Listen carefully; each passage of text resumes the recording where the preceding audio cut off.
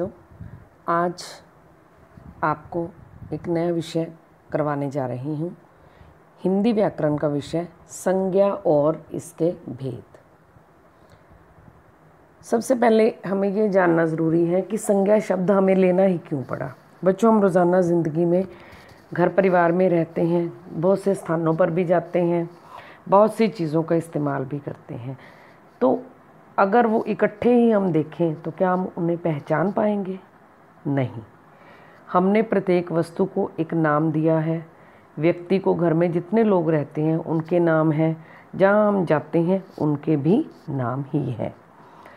तो संज्ञा की परिभाषा यही हुई कि संसार के किसी भी प्राणी का अर्थ है व्यक्ति, वस्तु, कोई चीज़, स्थान, जाति या भाव जो हमारे मन में भाव आते हैं आदि के नाम को संज्ञा कहते हैं।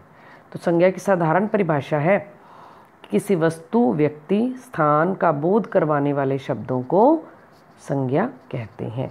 अब जैसे ये कौन है, हमें एक तस्वीर दिख रही है ना, लेकिन हमने इसको नाम दिया है ऋषि या संत, साधु, तो ये संज्ञा हो गई। इस चित्र में हमें एक तस्वीर और चीज़ दिख रही है, हमने उसको नाम दिया है मेज़, कलम, पुस्तक, जूते। ये एक सड़क जा रही है, किसी शहर को जा रही है, किसी स्थान को जा रही है, तो हमने उस शहर को भी कुछ नाम दिया है। तो इस प्रकार संज्ञा व्यक्ति, वस्तु अथवा स्थान के नाम को कहते हैं। अब हम करेंगे संज्ञा के प्रकार। वीडियो को बच्चों अंत तक ज़रूर देखना, तभी सब कुछ समझ आएगा। संज्ञा के 5 मुख्य भेद हैं: व्यक्तिवाचक संज्ञा, जातिवाचक संज्ञा, भाववाचक संज्ञा, समूहवाचक संज्ञा और द्रव्यवाचक संज्ञा। तो सबसे पहले है व्यक्तिवाचक संज्ञा।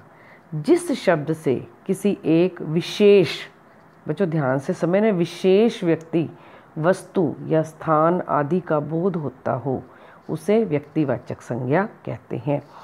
व्यक्ति का कुछ खास हो, जैसे ये स्थान हमें एक चीज़ दिख रही है, इसको हम क्या बोलते हैं? ताजमहल। महल कोई भी हो सकता है, लेकिन ये विशेष है क्योंकि इसका नाम ताजमहल है, तो ये विशेष है, तो व्यक्तिवाचक हो गया। ये एक तस्वीर है, किसकी है? हमारे प्रधानमंत्री थे लाल बहादुर शास्त्री जी की, तो ये भी इनका नाम है, तो ये खास हो गया व्यक्तिवाचक। दूसरी प्रकार है जातिवाचक संज्ञा। जिस शब्द से एक ही जाति के अनेक प्राणियों या वस्तुओं का बोध हो, बोध का मतलब है ज्ञान हो, जानकारी मिले, समझ आए, उसे जातिवाचक संज्ञा कहते हैं। जैसे कलम, कलम क्या होता है? Pen, pencil. अब वो लाल है, नीला है, कई हो सकते हैं ना। पुस्तक हिंदी की, पंजाबी की, गणित की। घर छोटा बड़ा, कच्चा पक्का, पहाड़, कौन सा पहाड़। तो इस प्रकार अनेक प्राणियों का बोध हो उसे जातिवाचक संज्ञा कहते हैं। जैसे भी पुस्तकें पढ़ी हैं, कई पुस्तकें हैं, हमें कौन सा पता चलेगा कि कौन सी पुस्तक है? तो एक पुस्तकों की जाति का नाम है पुस्तक। ये पहाड़ है, लेकिन कौन सा पहाड़ है? पहाड़ की जाति है एक, आगे पहाड़ कौन सा है, इसका क्या नाम है, वो व्यक्तिवाचक हो जाएगा। तीसरा प्रकार है भाववाचक संज्ञा। जिस संज्ञा शब्द से किसी के गुण, गुण का अर्थ है अच्छाई, दोष उसकी बुराई, उसकी दशा हालत कैसी है उसकी, अच्छी बुरी, स्वभाव या भाव आदि का ज्ञान हो, की जानकारी मिले, उसे भाववाचक संज्ञा कहते हैं।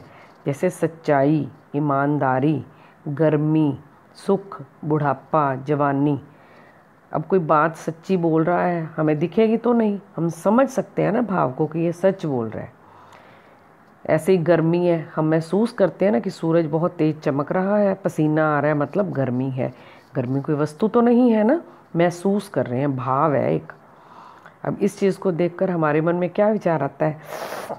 कितना मीठा होगा ये, तो शब्द हमारे मुंह से कड़वा क्यों नहीं निकला? मीठा निकला ना, हमारे मन के भाव आएंगे। तो भाववाचक मन के भाव होते हैं। आगे है समूहवाचक संज्ञा। जो संज्ञा शब्द किसी समूह या समुदाय का बोध करवाएं, ज्ञान करवाएं, उसे समूहवाचक संज्ञा कहते हैं।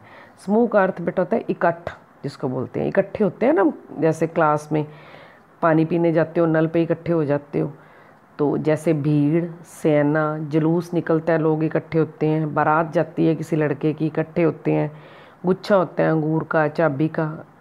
तो इस प्रकार समूह का अर्थ होता है जब इकट्ठे लोग हों, इकट्ठी वस्तुएं हों। जैसे ये कक्षा लगी हुई है, इसमें सब लोग इकट्ठे बैठे हैं ना, तो ये क्या है, समूह है। यहाँ लोग पार्टी करके जैसे अपनी फ़ोटो करवा रहे हैं, तो ये क्या है, उनका समूह। ये समूहवाचक संज्ञा का उदाहरण है। आगे है 5वीं प्रकार, द्रव्यवाचक संज्ञा। द्रव्य, द्रव्य क्या होते हैं, जैसे आप विज्ञान में पढ़ते हो ना, साइंस की 3 स्टेट्स होती हैं, ठोस, द्रव और वाष्प।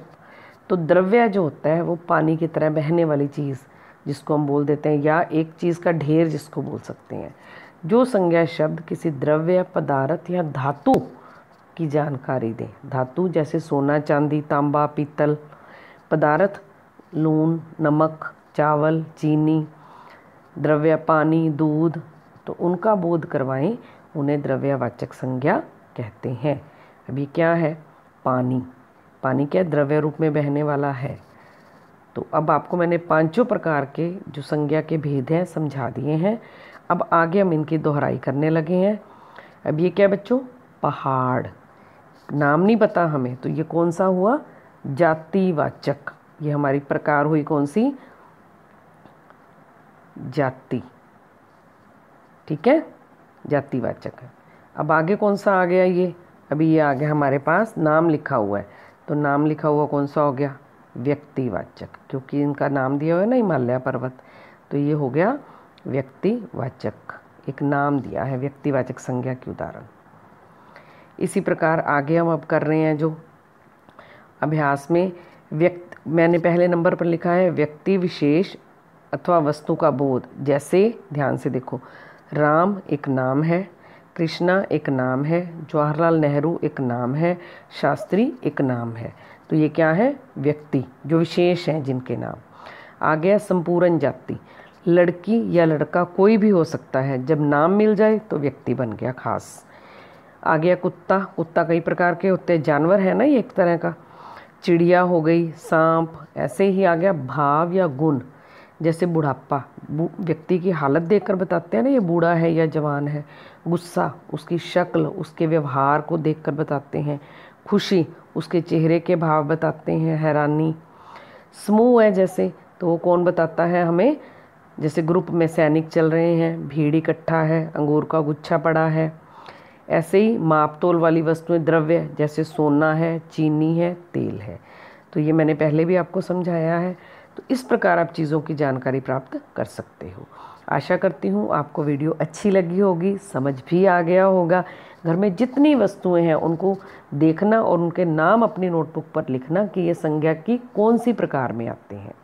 अगर वीडियो अच्छी लगी हो तो लाइक के बटन को प्रेस करना, वीडियो को शेयर करना, चैनल को सब्सक्राइब नहीं किया तो ज़रूर करो। इसी के साथ वीडियो समाप्त करती हूँ। धन्यवाद।